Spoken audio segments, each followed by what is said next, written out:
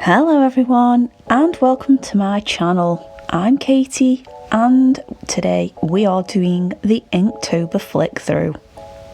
Before we get started, I just want to say thank you so much to everyone who has subscribed.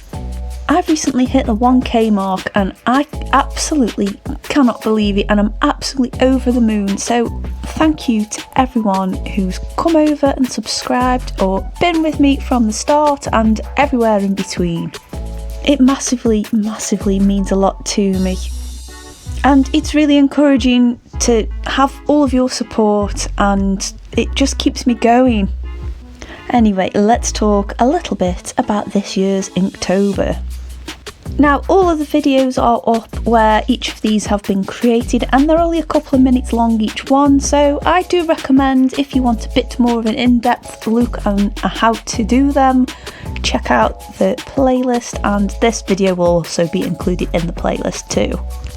I have a love-hate relationship with monthly challenges, I'll be honest with you there. I absolutely love the challenge of having to do a prompt every day. I think it's a great way to spark the imagination, and even though this was an ink-based theme, I got to use different types of ink and I got to bend the rules a little bit, because why not?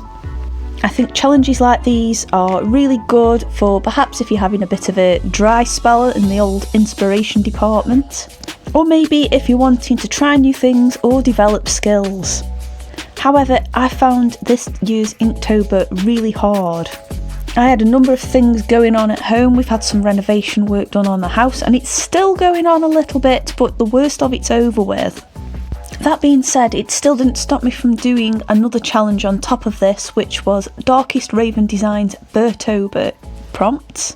And that kind of got me thinking about how I'm going to approach these kind of lists in the future.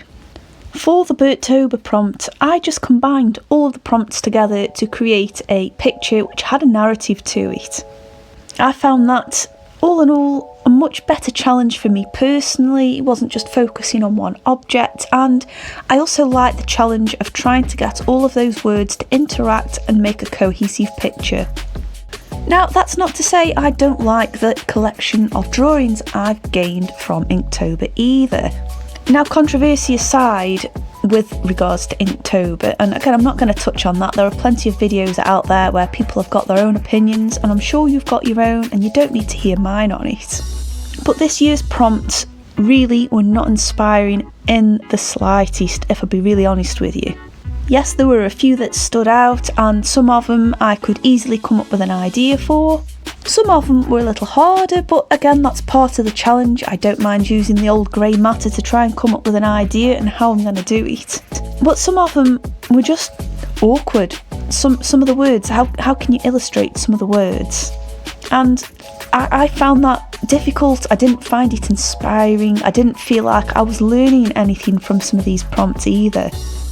However, with some perseverance and a real stretch of the imagination, I did manage to do it, and I'm kind of glad looking back now. I'm relieved it's done, and I don't think I've got a terrible collection of pictures looking back on them. Some of them are not amazing. I know I can do better, and some of them I'm pretty pleased with, and I'm surprised that I managed to come up with something for it.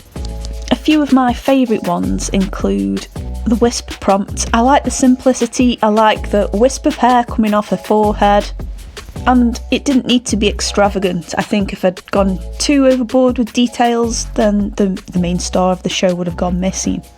I also like the one that's on screen now, which was Outpost. I like the gloomy atmosphere there, and it was nice to be able to do that rather than perhaps go down a more obvious route. Not that there's anything wrong with that, but I just didn't want to draw anything military based.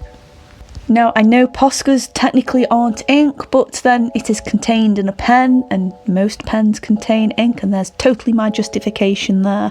I liked all the ones I did with the Posca. I liked the simplicity of the style it made me do, and again, that's not something I do very often, and it's nice to be able to try that now and again, and I have got a lot to take away from that.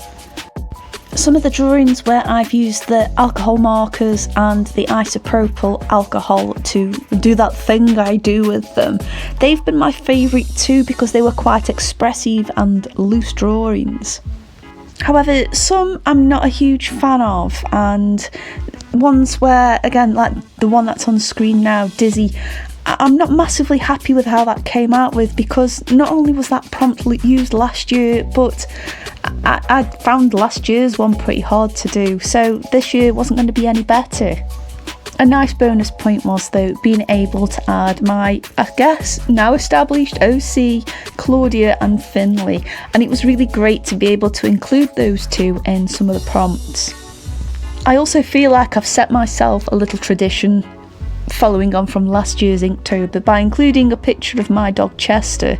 And because I'm a big sucker at Sonic the Hedgehog as well, I don't know why, but yeah, that's going to have to be a thing now if I take the same approach of doing it as a daily prompt.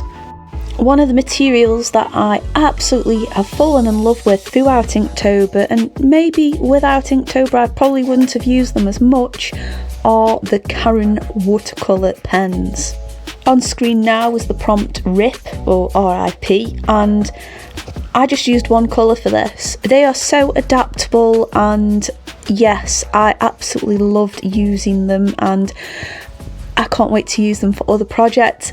I might even buy some more. I originally got them in a subscription box a few months back now, and I might have tinkered with them a little bit, but I didn't actually use them fully for PCs, so being able to do that actually did reignite some materials I perhaps haven't used for a while.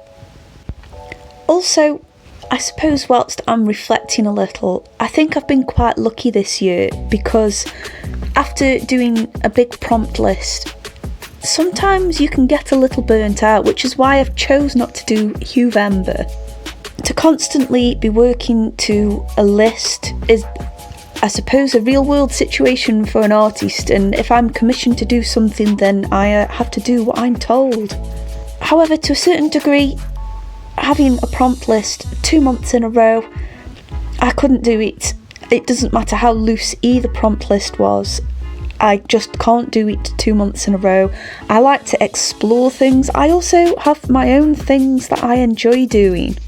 If I'm not focusing on improving skills that I want to do, and I'm doing prompt lists all the time, then I'm not really going to improve where I want to improve. Does that make any sense to you guys? And if you have watched through my Inktober playlist, especially towards the end of it, I might have mentioned 1 or 2 times that I've missed a bit of paint. In fact, I'd even go so far to say as I'd probably go for pastels and charcoals, which are not my favourite materials at all.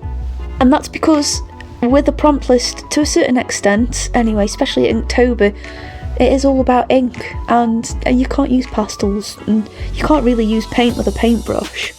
But that's just how I feel about it. Who knows, I might do it again next year, or I might just combine them all into one.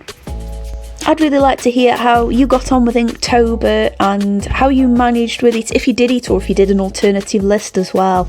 And also you the viewers as well. I mean, what do you think I should do for next year? It's still a long way away yet, so we don't know what's around the corner, but if you enjoy this format, maybe I might do it again.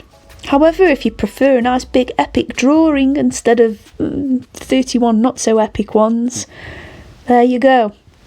Anyway, that concludes the Inktober roundup of 2020. There should be my most recent video on screen right now that I think you should click and you'll enjoy. And if you want to go through that Inktober playlist, I'll leave that there for you too. As always, don't forget to hit subscribe if you haven't, and I'll see you on the next video. Bye!